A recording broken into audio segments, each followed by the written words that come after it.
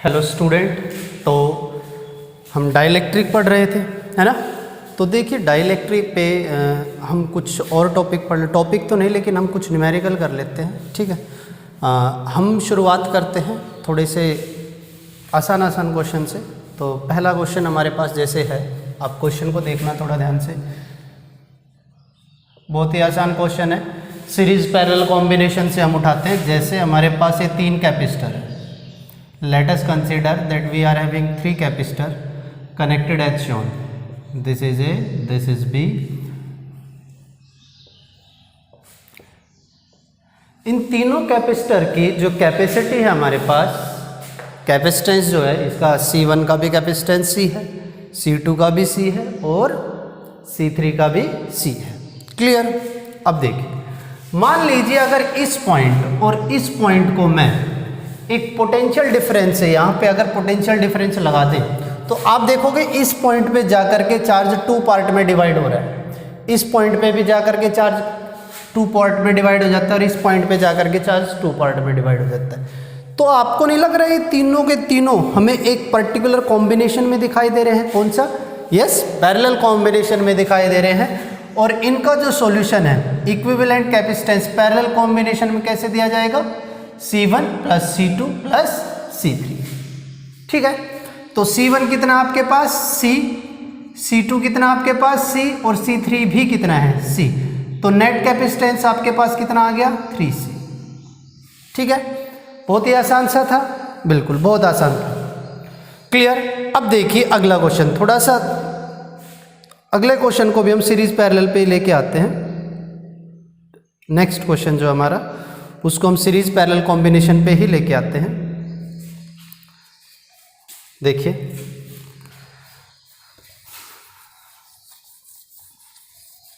ये हमारे पास एक कॉम्बिनेशन दिखाएंगे आपको।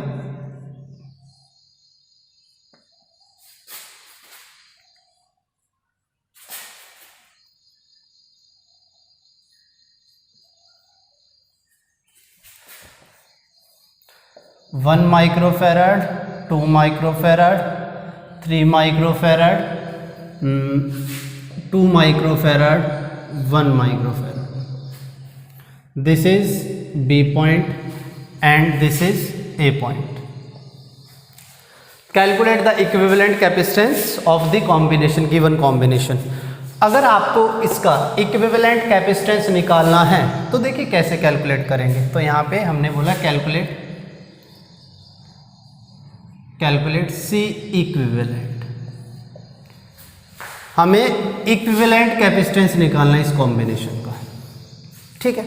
देखिए अगर हम इस कॉम्बिनेशन को ध्यान से देखें तो देखिए आपको नहीं लग रहा इस पॉइंट और इस पॉइंट के बीच में जो भी कैपेसिटर है उनका पोटेंशियल डिफरेंस सेम है, और इस पॉइंट और इस पॉइंट के बीच में जो भी कैपेसिटर है उसका पोटेंशियल डिफरेंस सेम है। तो आप बोलोगे कि ये वाला जो कॉम्बिनेशन है और ये वाला जो कॉम्बिनेशन है दोनों पैरेलल में है, तो इनका इक्विवेलेंट कैपेसिटेंस क्या आएगा? 1 + 2 कितना आ जाएगा? 3 माइक्रोफैराड। ये वाला कितना है? 3 माइक्रोफैराड। और ये वाला भी कितना आएगा? 2 + 1 कितना आएगा? 3 microfarad. Clear. If this point is A and this point is B, now situation समझ में आ रही होगी। C1, C2, C3 तीनों किसमें है? सीरीज में। यस। तो net capacitance in series combination will be equal to 1/3 plus 1/3 plus 1/3। तो कितना हो जाएगा? 3/3। तो कितना आ जाएगा? 1। तो आप बोलोगे 1/CS is equals to 1। So cross multiply करोगे, CS इज इक्वल्स टू कितना आ जाएगा? 1 माइक्रोफैराड। तो इक्विवेलेंट कैपेसिटेंस इस कॉम्बिनेशन का कितना आएगा? 1 माइक्रोफैराड। क्लियर। आगे बढ़े। देखिए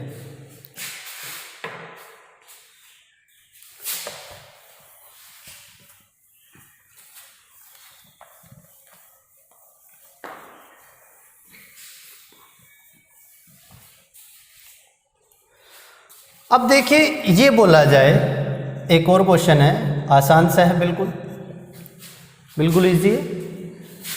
the equivalent in the given network C equivalent, यानी equivalent capacitor in the given network is 4 microfarad. ये देखिए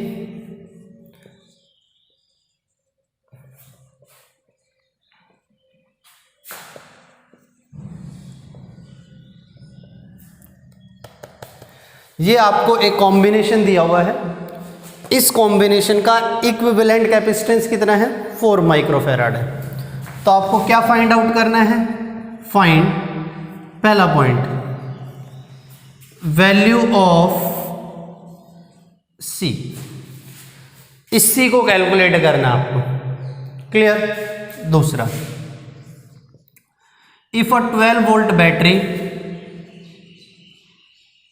connected between A and B, A और B के बीच में एक 12 वोल्टेज बैटरी लगा दी जाए, then what is the net charge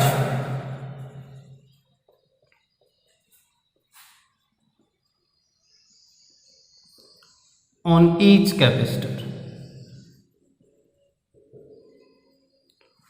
यानी इस कैपेसिटर और इस कैपेसिटर पे नेट चार्ज यानी Q कितना है। Third, what is the potential drop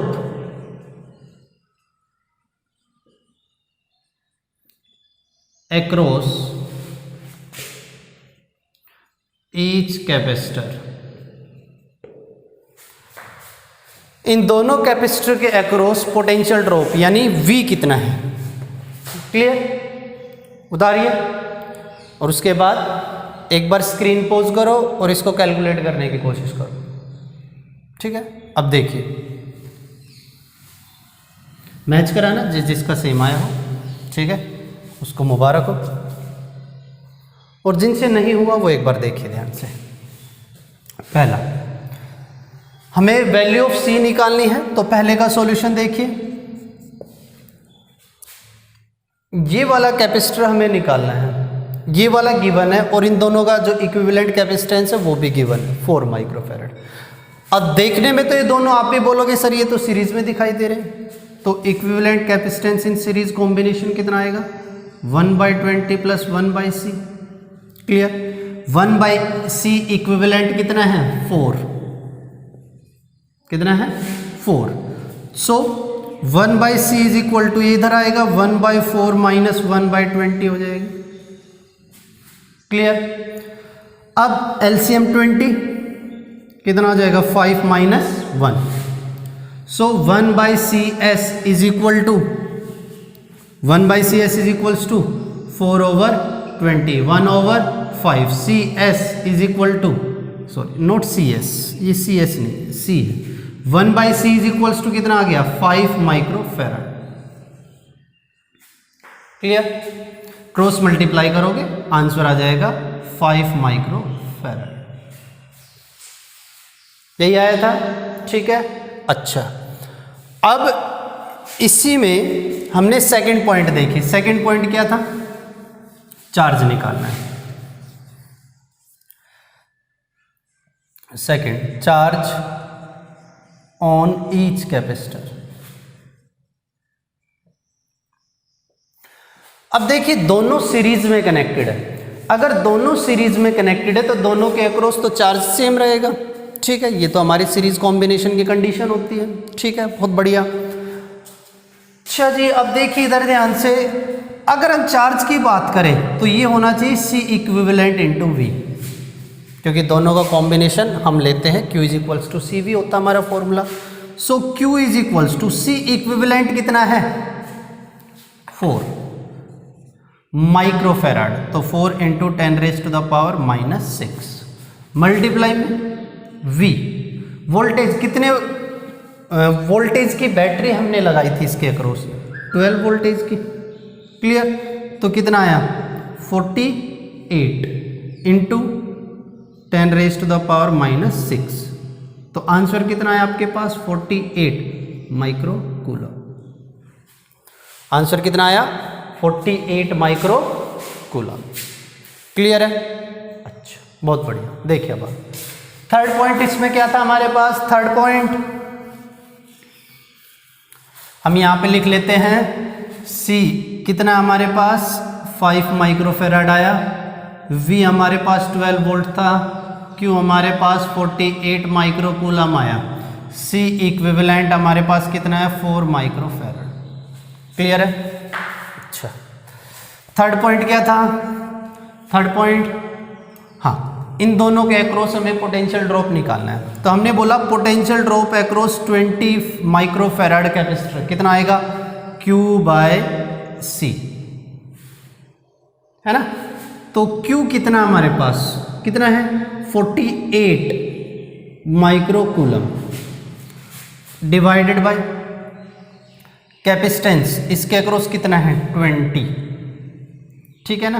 तो 48 into 10 raise to the power -6, 20 into 10 raise to the power -6, cancel 10 बार 24 टाइम्स, 2 से 24 टाइम्स, 2 से 10 टाइम्स, तो आंसर कितना आ गया 2.4 वोल्ट। यानी V अक्रॉस 20 कितना आया आपके पास 2.4 वोल्ट। क्लियर? अब V across 5 microfarad capacitor Q by ये C20 वाला लिया हमने और यहाँ पे C कितना 5 वाला लेना पड़ेगा, तो कितना हो जाएगा Q तो वही है दोनों के अक्रॉस 48/5 कितना आ जाएगा 5 से 9 टाइम्स कितना बचा 3 पॉइंट लगाओ 6 टाइम्स 9.6 वोल्ट। तो V अक्रॉस 5 कितना आया 9.6 वोल्ट। दोनों को कंबाइन करके देखो क्या यही आ रहा है। 6 और 4 10, 9 और 2 11 और 1 12। हाँ जी, बिल्कुल सही आंसर। ठीक है, तो ऐसे ट्राई करोगे, बिल्कुल बहुत बढ़िया। अब आगे देखिए ध्यान से, डाइलेक्ट्रिक का एक छोटा सा न्यूमेरिकल, बिल्कुल आसान सा, ध्यान से देखिए। क्या पिछले लेक्चर में हमने कुछ ऐसा पढ़ा था कि हमारे पास एक पैरेलल प्लेट कैपेसिटर है, हमारे पास एक पैरेलल प्लेट कैपेसिटर है और इसमें हमने डाइलेक्ट्रिक इंट्रोड्यूस किया था ऑफ थिकनेस T।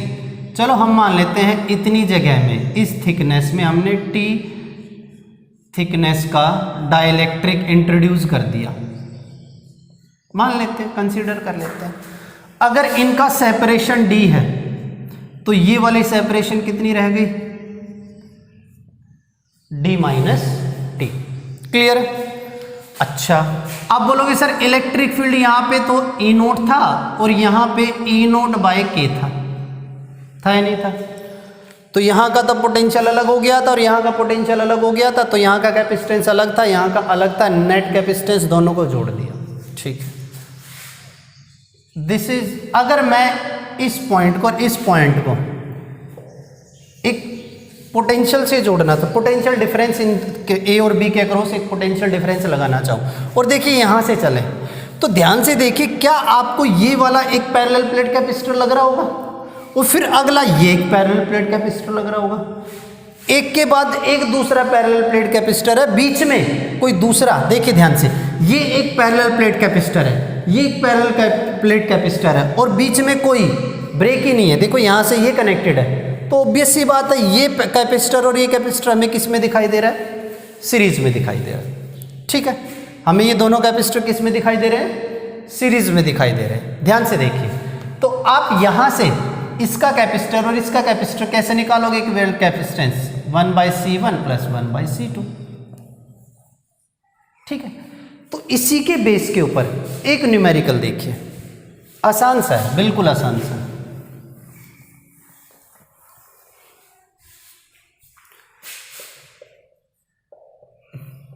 ये हमारे पास एक कैपेसिटर है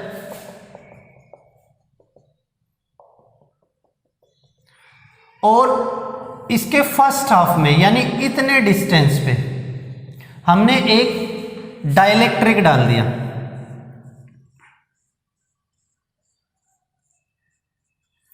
इसका कांस्टेंट है K1, डाइलेक्ट्रिक कांस्टेंट K1, और सेकंड हाफ पे इस वाले सेपरेशन पे हमने एक दूसरा डाइलेक्ट्रिक डाल दिया और इसका डाइलेक्ट्रिक कांस्टेंट है K2। तो आपसे ये पूछा जाए कि आपको जो ये कंडीशन जो दी हुई है इसका इक्विवेलेंट कैपेसिटेंस कितना आएगा, फाइंड C इक्विवेलेंट, इसका इक्विवेलेंट कैपेसिटर निकालिए। अगर इस वाली जगह का एक इनिशियल कैपेसिटर C0 था और इस जगह का भी इनिशियल कैपेसिटर C0 था, क्यों? क्योंकि इन दोनों का प्लेट एरिया A था। ठीक है, तो देखिए आप बोलोगे C0 कितना होगा, सॉल्यूशन में देखिए C0 इनिशियल कैपेसिटर दोनों का कितना होगा। तो ध्यान से देखिए, आप बोलोगे sir epsilon naught A D/2 होगा, तो हो जाएगा 2 एप्सिलॉन नोट A/D। तो ये भी C0 उतना ही था इनिशियली। देखो अगर ये डाइलेक्ट्रिक्स में नहीं भरा हुआ था तो इनिशियल कैपेसिटेंस इस वाले पोर्शन का इतना होना चाहिए था, और ये वाला पोर्शन और ये वाला पोर्शन तो आइडेंटिकल है। अगर इन डाइलेक्ट्रिक को निकाल दें तो इस वाले हाफ का कैपेसिटर इतना होना चाहिए और इस वाले हाफ का कैपेसिटेंस इतना होना चाहिए, है ना। तो अब ध्यान से देखिए, now C1 is equals to कितना होगा, K1 C0। भाई C1 कितना होगा, K1 C0। अच्छा जी, K1 कितना आपके पास, K1 ही है। C0 कितना है, 2 एप्सिलॉन नोट A/D, है ना। सिमिलरली C2 कितना होगा, K2 C0, कितना आ जाएगा ये, K2 2 एप्सिलॉन नोट A/D। हुआ या नहीं हुआ। अब ये दोनों किस तरह कनेक्टेड है एक दूसरे के साथ, सीरीज में। C इक्विवेलेंट कितना आएगा आपके पास, 1/C1 प्लस 1/C2, तो कितना आ जाएगा 1/C इक्विवेलेंट। कैलकुलेट करेंगे, इजी आंसर आएगा।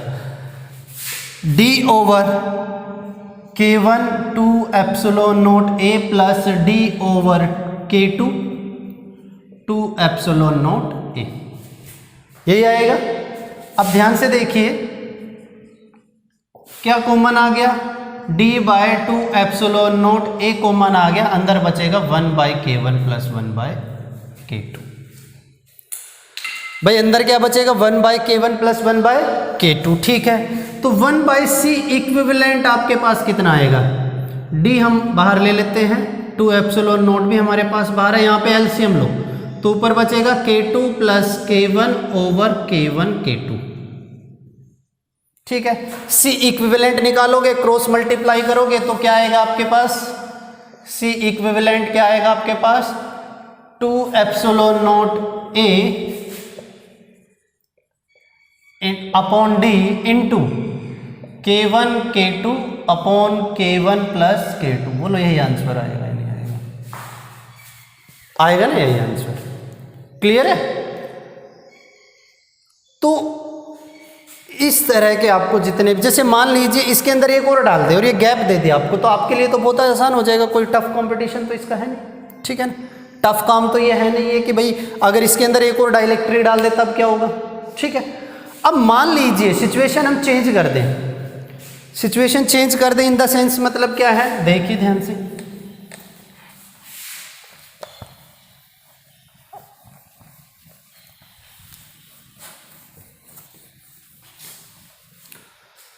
हम सिचुएशन चेंज कर दें, वही कैपेसिटर है और हमने क्या किया, इतने एरिया में एक डाइलेक्ट्रिक इंट्रोड्यूस किया K1 और इतने एरिया में एक दूसरा डाइलेक्ट्रिक इंट्रोड्यूस किया K2। ये बोल दिया जाए इस हाफ एरिया में डाइलेक्ट्रिक हमने भर दिया K1 और इस हाफ एरिया में हमने डाइलेक्ट्रिक भर दिया A2 और इन दोनों को हमने एक कॉमन पोटेंशियल से जोड़ दिया, this is point A, this is point B, और ये सेपरेशन वही रखा D। अब आपको कैसा दिख रहा है? देखो, अब आपको नहीं लग रहा ये एक पैरेलल प्लेट कैपेसिटर और ये एक पैरेलल प्लेट कैपेसिटर है? देख लो अब ध्यान से अच्छी तरह। और ये दोनों किस तरह कनेक्टेड है? देखो, ये एक पैरेलल प्लेट कैपेसिटर है और ये एक पैरेलल प्लेट कैपेसिटर है और ये दोनों एक कॉमन पोटेंशियल से कनेक्टेड है। तो इन दोनों का कॉम्बिनेशन आपको कैसे दिखाई दे रहा है? हाँ जी, पैरेलल दिखाई दे रहा है। अब देखिए, अगर ऊपर वाले पोर्शन को ले और अगर हमने K1 को इंट्रोड्यूस नहीं किया था और हम इसका इनिशियल कैपेसिटेंस C0 मान लें, तो इसके सॉल्यूशन में आप बोलोगे C0 is equals to epsilon naught A/2/D होगा, क्योंकि ये एरिया अगर इनिशियली ये खाली था तो इसका कैपेसिटेंस इतना था। सिमिलरली अगर ये एरिया भी खाली था तो इसका भी कैपेसिटेंस इतना ही था। तो अब आपको अगर हम इसका कैपेसिटेंस C1 मान ले और इसका कैपेसिटेंस C2 मान ले, तो C1 कितना आएगा आपके पास? K1 C0। तो आप इसको कैसे लिखोगे? K1 epsilon note A/2D। Similarly C2 कैसे लिखा जाएगा? K2 C0। तो ये कितना हो जाएगा? K2 epsilon note A/2D। अब ये दोनों किस में कनेक्टेड दिखा रहे हैं आपको? पैरेलल में। तो C इक्विवेलेंट कैसे आएगा आपके पास? C1 plus C2। कैसे आएगा? C1 plus C2। C1 कितना है? K1 epsilon note A/2D। C2 कितना है? K2 epsilon note A/2D। ये तो आएगा। दोनों को कंबाइन करोगे, C इक्विवेलेंट कितना आ जाएगा आपके पास? एप्सिलॉन नोट A/2D कॉमन आ गया, अंदर क्या बचेगा? K1 plus K2। ठीक है, आया समझ में? स्क्रीन पॉज करो, उतारिए। ठीक है, अब देखिए, तो इस तरह के न्यूमेरिकल जो हैं बहुत इजी पढ़ते हैं। अब मान लीजिए ऐसा भी हो सकता है कि यहाँ पे एक पैरेलल प्लेट कैपेसिटर यहाँ पे K3 हो, यहाँ पे K4 हो, ऐसा भी हो सकता है। अगर वो ऐसे कर रहा है, इतने हाफ में K3 डाल रहा है, इतने हाफ में K4 डाल रहा है, तो वो दोनों फिर से क्या बन जाएंगे? सीरीज में बन जाएंगे, इसके साथ पैरेलल में होगा, कंडीशन वही लगनी है। क्लियर? अब देखिए, मान लीजिए ये बोलता है कि भाई हमारे पास एक पैरेलल प्लेट कैपेसिटर है, ठीक है, उसको हमने एक पोटेंशियल से कनेक्ट किया, एक कॉमन पोटेंशियल डिफरेंस, हमने इसके अक्रॉस एक पोटेंशियल डिफरेंस लगाया और उसके अंदर चार्ज स्टोर हुआ। अब हमने क्या किया? ये हटा दिया, पोटेंशियल हटा दिया, ये जो पोटेंशियल डिफरेंस हमने लगाए थे हटा दिया और उसके अंदर डाइलेक्ट्रिक डाल दिया। चार्ज पे क्या इफेक्ट पड़ा? तो आंसर है कोई इफेक्ट नहीं, चार्ज अब भी उतना ही है, लेकिन कैपेसिटेंस इंक्रीज हो गया। ठीक है, ऐसे भी न्यूमेरिकल है, वो भी हम ट्राई करेंगे। ठीक है, सो आज के लिए इतना ही। Thank you.